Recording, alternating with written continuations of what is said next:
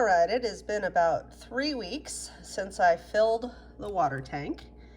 And so since we have water coming in from the spring, I like to refill it while we still can. Now I know, since I've been tracking our water usage, that we go through about 550 gallons in a week.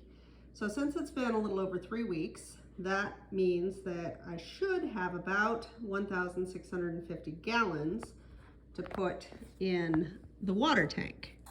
Okay, so that's multiplication.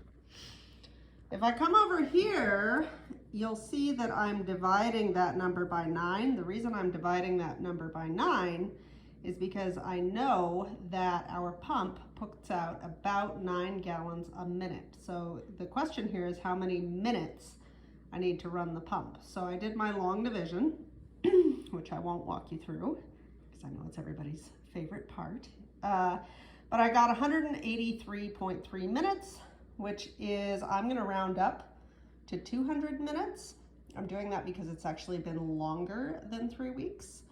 200 minutes is about 3 hours and 20 minutes. So I'm going to go run the water pump for 3 hours and 20 minutes, and that should top off the water tank. Now I could take the bike down to the water tank that we pump up from, but it's a nice day and it's wintertime and we don't get too many nice days like this in the wintertime, so I'm gonna walk.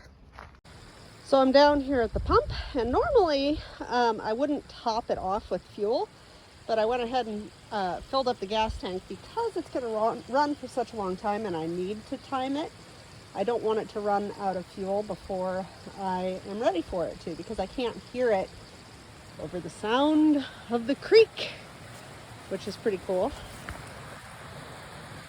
So anyway, I want to be in the driver's seat of when this stops running. So this is a very small portion of what our spring is producing right now, and it will replenish the water tank as I pump out of it.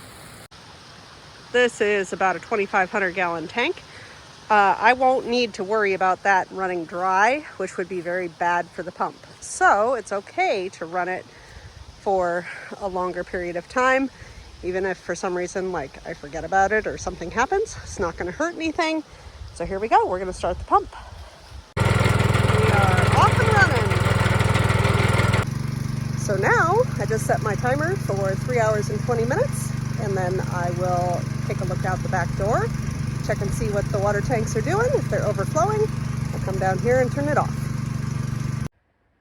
I am standing directly outside our house, and if I look up the hill, I can actually see the water tanks through the trees, which is really handy because I can tell at kind of a quick look whether they're overflowing or not.